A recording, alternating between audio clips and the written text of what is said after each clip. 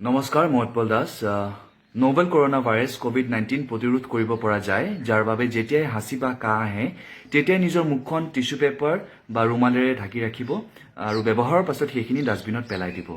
নিজৰ চকু নাক মুখ অপ্ৰয়োজনীয়ভাৱে স্পৰ্শ নকৰিব যিমান পাৰে দিনটোত নিজৰ হাত দুখন ঘনে ঘনে প্ৰত্যেকবাৰে অন্তত 20 ছেকেণ্ডৰ কাৰণে চাবোনেৰে ভালকৈ মোহাৰি ধুওক বেছি জমাগমৰ পৰা নিজকে বিৰত ৰাখক এটা খুব গুৰুত্বপূৰ্ণ কথা আমি সকলোৱে অৱহেলা কৰি আহি আছো আৰু কিবা কাৰণত যদি আপোনাৰ জ্বৰ কাহ বা উশাহ নিশাহ লোৱাত অসুবিধা হয় মাস্ক ব্যৱহাৰ কৰক আৰু কাৰোৰে লগত ওচৰৰ সম্পৰ্ক নাৰাখিব লগে লগে এজন ভাল ডক্টৰৰ পৰামৰ্শ লওক সবিশেষ জানিবলৈ কেন্দ্ৰীয় নিয়ন্ত্ৰণ কক্ষত আপোনালোকে যোগাযোগ কৰিব পাৰে নম্বৰটো হৈছে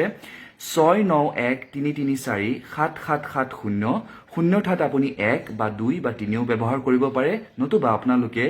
104 নম্বৰটো যোগাযোগ কৰিব পাৰে নিজৰ যত্ন ল'ব